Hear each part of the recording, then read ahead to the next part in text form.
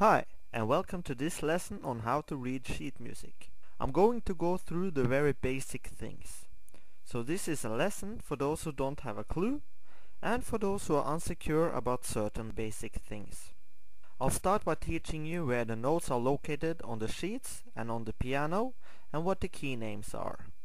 Then I'm going to go through the basic science as sharps, flats, and so on. I'm also going to talk about fingering, dynamics, and key signatures. So, let's get started.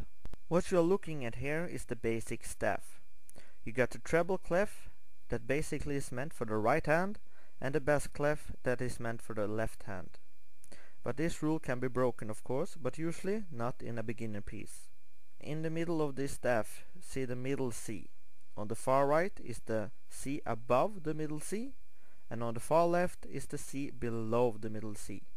And there are exactly 6 white keys in between each C. As you might understand, the notes continue in each direction, but it follows the exact same pattern as you now see.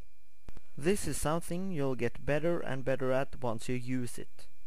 What I did in the beginning was that I memorized only the middle C, where it was on the staff and on the piano. Then, since I knew the system, I counted up and down, up and down and up and down, and suddenly I knew the upper C and the lower C. Then I had new places to count from, and after a month or so I automatically knew all the notes both on the staff and on the piano. It's actually quite easy when you know the system. It's the C, then the D, E, F, G, A, and finally the B, until it starts over again on the C. And it's like that in both directions until the piano runs out of keys. The faster you memorize this, the faster you can concentrate on the music. Okay, sharps and flats. I guess you have seen the black keys by now. They are sharps and they are flats. If you see a sharp in front of a note, you have to raise it with 1/2 step.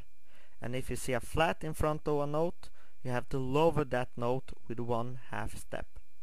So what is a half step? It's actually the very next key. If you see the lower C on the image, right? Raising this a half step gets you up on the black key. Another half step and you are down on the D. And so on and so on. If you were to go a half step down from the lowest C, you are not jumping to the black key, because then you would actually be jumping over the B. So a half step are basically moving on to the very next key. And between the white keys there usually is a black key, except from in between the E and F and the B and C. So in example 1, as you know by now, is a C. The sharp in front of it indicates that you have to raise with 1/2 step. So as I have already talked about, you are then up on the black key. That is a C sharp in this case, since it's a sharp that is being used. The same happens to the A, that also got a sharp in front of it. It's now up on the black key, that we now call the A sharp.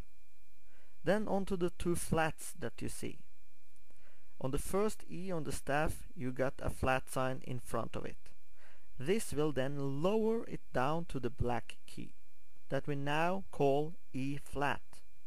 Then on top we can see that G also got a flat in front of it, and this is now forced 1/2 step down to the G flat. When either a sharp or a flat or any other accidentals, which they are called, appears in the sheet music, they last for 1 full bar. As you can see from the top example here, the F that you see goes back to normal after the bar line. Let's listen to how it sounds. In example number 2, you can see the neutral sign in front of the second half note. This means that the sharp shall no longer mean anything for the F's in that bar or in other bars. Let's listen to this example.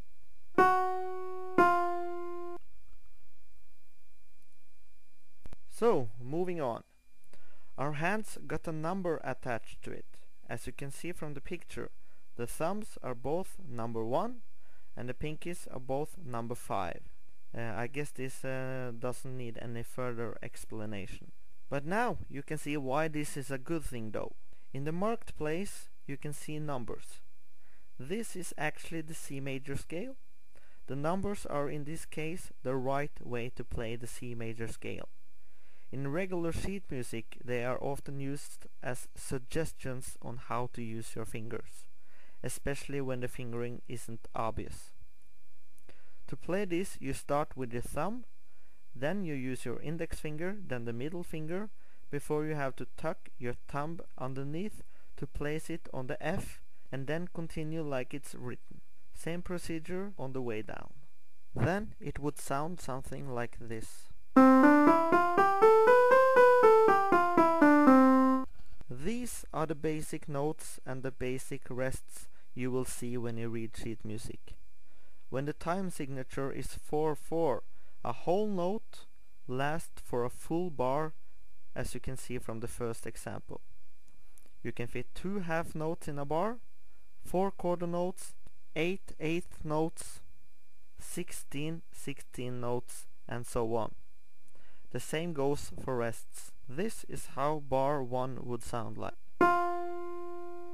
And bar 2, bar 3, and in bar 4 you can see that it's a half note and 2 quarter notes in this bar. This is important.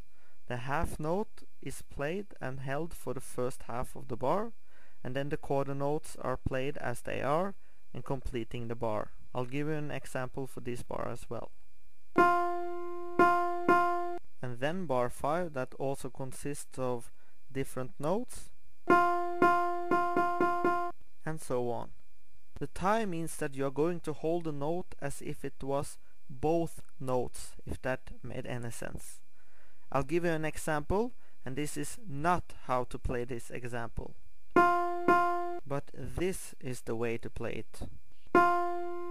Okay, then we got legato. This means that you should play the notes in one sweeping motion. Just listen.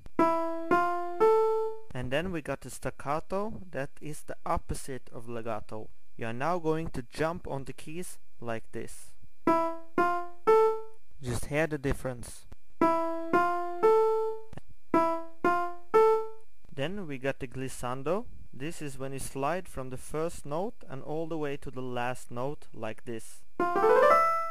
Then there's the trio. It's played in the place of 2 notes. Not like this, but like this.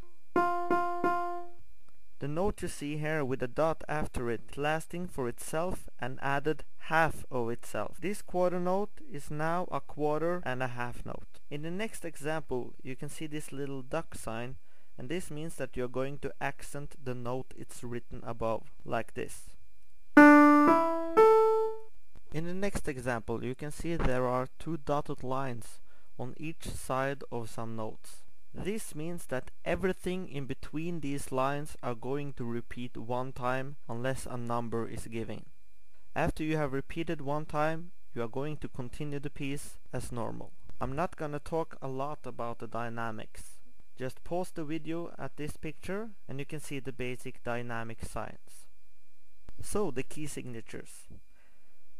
As you can see from my examples, you can see what key signature it is depending on how the sharps or flats are placed in the beginning. You can see in my D major example that there are 2 sharps, the C's and the F's.